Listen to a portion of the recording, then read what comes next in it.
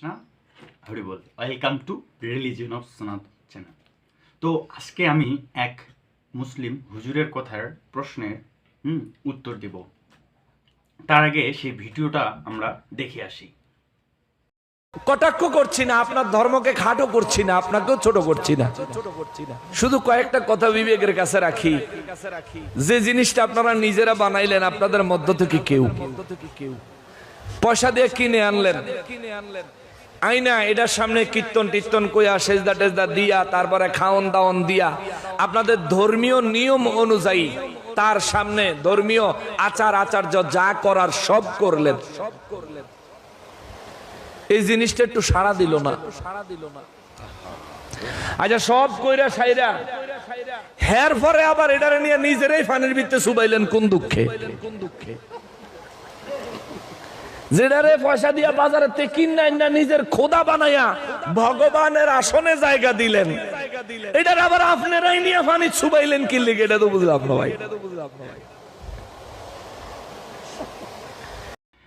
আমি কোনো ধর্মকে ছোট করছি না, কিন্তু মুসলিম ভাইদের প্রতি আমার অনুরোধ, ভিডিওটি সম্পূর্ণ দেখুন, তারপরে কমেন্ট করুন। প্রথমে আমি আসি দুর্গাপূজা নিয়ে। হুজুর যার কথা বলল যে আমরা মাটি দিয়ে মূর্তি তৈরি করি, তারপরে তার পূজা করি এবং তারপরে সেটা ভাসিয়ে দেই বা জলে ডুবিয়ে দেই, এটা সত্য। কিন্তু ওনার সনাতন ধর্ম সম্পর্কে জ্ঞান নেই, তাই উনি দেবী দুর্গাকে ভগবান বলছেন। আর আমরা সনাতন শাস্ত্র অনুযায়ী জানতে পারি দেবী দুর্গা ভগবান নন, উনি হচ্ছে ভগবানের অংশ এবং উনি হচ্ছে দেবী, যিনি ভগবানের আদেশে এই যে এই জড়জগৎ সেটা পরিচালনা করতেছে। দেবী দুর্গার আরেক নাম হচ্ছে মহামায়া। আপনি যদি বাজার থেকে কোনো একটা মেডিকেলের বই বা ইঞ্জিনিয়ারিং বই বা যে কোনো একটা বই কিনে নিয়ে আসেন, আসার পর সেটা পড়েন, তাহলে সেটা পড়েই কি আপনি ডাক্তার হতে পারবেন? বা সেই বইটা পড়েই কি ইঞ্জিনিয়ার হতে পারবেন? না, আপনাকে একটা প্রতিষ্ঠান লাগবে, তাই কি না? একজন শিক্ষক লাগবে, গুরু লাগবে, যে আপনাকে বুঝিয়ে দিবে, তাই কি না? শুধু আপনি বাজার থেকে নিয়ে আসলেন, পড়লেন, হয়ে গেল, এরকমটা নয়। কিন্তু আপনার একজন গুরুর প্রয়োজন, তাহলে আপনি সেই জ্ঞান যথার্থ উপলব্ধি করতে পারবেন। তাছাড়া কি আপনি যদি কোনো প্রতিষ্ঠানে না যান, শিক্ষকের সহচর্যে না যান বা শিক্ষকের কাছে না বুঝতে যান, তাহলে কি আপনি সেই জ্ঞানটা নিতে পারবেন? অবশ্যই নয়। তার জন্য তো তাহলে তো পৃথিবীতে আর কেউ কি থাকতো না, মূর্খ থাকতো না, সবাই শিক্ষিত হতো এবং সবাই ডাক্তার হয়ে যেত বা ইঞ্জিনিয়ার হয়ে যেত একটা বই কিনে নিয়ে এসে। তো এখানেও সেই বিষয়টি, আমাদের সনাতন শাস্ত্র ভাগবতম, শ্রীমদ ভগবত গীতা নিয়ে আসলাম, শুধু পড়লাম না, আদর্শ গুরুর কাছে সেই জ্ঞানটা লাভ করতে হবে। আমি যদি বলি, আমাদের সনাতন শাস্ত্রে শ্রীমদ ভগবত গীতায় রয়েছে 700 শ্লোক, শ্রীমদ ভাগবতমে আছে 18,000 শ্লোক। এই শ্লোকগুলো যদি আমরা আমাদের জীবনে প্রতিদিন একটা করে পড়তে চাই, আমাদের সময় লাগবে 50 বছর। কত বছর? 50 বছর। তাছাড়াও উপনিষদ আছে, পুরাণ আছে, উপপুরাণ আছে, আরও কত গ্রন্থ রয়েছে, সেগুলোর কথা আমি বাদই দিলাম। একটু চিন্তা করুন কতটুকু সময় লাগবে আমাদের সনাতন শাস্ত্র সম্পর্কে যথার্থ জ্ঞান লাভ করতে। আপনি শুধু একটু পরেই ভুল ব্যাখ্যা করা যাবে না, ভুল বিষয় মানুষের কাছে জানানো যাবে না। এখন কথা হচ্ছে যে ভগবানের রূপ নিয়ে, ভগবানের রূপ হতে পারে কিনা, বা ভগবানের আকৃতি নিয়ে। আচ্ছা, যখন পুলিশ কোনো একজন অপরাধীকে খুঁজে পাচ্ছে না, কিন্তু সেই অপরাধীকে কেউ না কেউ একজন দেখেছে, সেই ব্যক্তিকে নিয়ে আসে চিত্রকর, আর্টিস্ট যাকে বলা হয়, তার সামনে সেই ব্যক্তি কি বর্ণনা করে যে এই ব্যক্তির চোখ এরকম ছিল, নাকটা এরকম ছিল, মুখটা এরকম ছিল, তারপরে সেই ব্যক্তির অনুরূপ ছবি আর্টিস্টরা আর্ট করে দেয় কিনা? অবশ্যই দেয়। এটা কিভাবে সম্ভব? সেরকম আমাদের সনাতন শাস্ত্রে সেগুলো সুন্দর করে বর্ণনা করা রয়েছে। দেবদেবীদের রূপ কেমন হবে, পরমেশ্বর ভগবানের রূপ কেমন, সেগুলো বর্ণনা করা রয়েছে।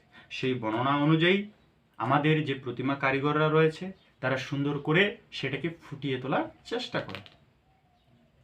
কেন সম্ভব নয়? অবশ্যই সম্ভব।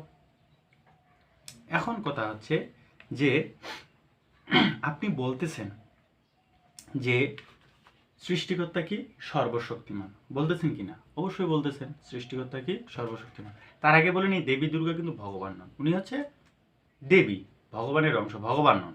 ভগবান হয়ে প্রতিনিধিত্ব করতেছে, অর্থাৎ পরিচালনা করতেছে এই জড়জগৎ। তো এখন কথা হচ্ছে ভগবানের রূপ নিয়ে। আসলে ভগবান রূপ হতে পারে কিনা? তো সৃষ্টিকর্তা হচ্ছে কে? সর্বশক্তিমান। আপনিও বলতেছেন সৃষ্টিকর্তা সর্বশক্তিমান। এখন আপনি বলতেছেন সর্বশক্তিমান, কিন্তু বলতেছেন তার কোনো রূপ নেই, তার কোনো আকার বা আকৃতি নেই। তাহলে তাকে কি সর্বশক্তিমান বলা যাবে? আপনার কাছে আমার প্রশ্ন, তাকে কি সর্বশক্তিমান বলা যাবে? আপনি বলতেছেন সর্বশক্তিমান, আবার বলতেছেন তিনি এই কাজটি করতে পারে না, তাহলে কি তাকে সর্বশক্তিমান বলা যাবে? কখনোই নয়। কিন্তু আমি যতটুকু জানি যে আপনাদের শাস্ত্রে বা আপনাদের গ্রন্থে এই বিষয়টি বলা রয়েছে, যারা মৃত্যুবরণ করবে, যারা শুদ্ধভাবে হচ্ছে নিজের জীবনযাপন করবে কুরআনের আদর্শে, তাহলে তারা মৃত্যুর পরে সৃষ্টিকর্তাকে দেখতে পাবে। পাবে কি না? অবশ্যই পাবে। তাহলে এটা যদি সত্য হয়, তাহলে কেন সৃষ্টিকর্তার রূপ থাকবে না? রূপ থাকবে না, ও মানে তখন হবে, এখন তাকে দেখা যাবে না, এটা কোনো কথা হলো? অবশ্যই নয়। অবশ্যই তাহলে সৃষ্টিকর্তার রূপ রয়েছে, কারণ আপনি তখন তো গিয়ে দেখতে পাচ্ছেন, তাই কি না? একটু চিন্তা করুন। আমার কথা হচ্ছে, আপনাদের ধর্মীয় আলোচনা সভায় আপনারা আলোচনা সভা করুন, সেখানে আপনাদের ধর্ম সম্পর্কে সব কিছু বলুন। তারা কিভাবে জীবনযাপন করবে, কিভাবে নামাজ কালাম করবে, কিভাবে নিজের চরিত্রগুলোকে ভালোভাবে তৈরি করবে, এই বিষয়গুলো বলুন, তাদেরকে অনুপ্রাণিত করুন। কিন্তু এরকমটা নয় যে আমাদের সনাতন ধর্ম সম্পর্কে তাদেরকে ভুল বোঝাবেন, কারণ আপনি যথার্থ জ্ঞানটা জানেন না, আর আপনি যেটা জানেন না সেই সম্পর্কে বলবেন না, এটা এক ধরনের অপরাধ। বিষয়গুলো একটু চিন্তা করবেন। আমার কথা হচ্ছে, আপনারা আপনাদের ধর্মীয় বিষয় আপনাদের ধর্মীয় আলোচনা সভায় আলোচনা করুন, তাহলেই ভালো হয়। আর আমার মনে হয় কোনো ধর্মই অন্য কোনো ধর্মকে অপমান ছোট করার কথা বলা নেই, অর্থাৎ কেউ যদি করে সেও এক ধরনের অপরাধ করতেছে। তো বিষয়গুলো একটু চিন্তা করবেন।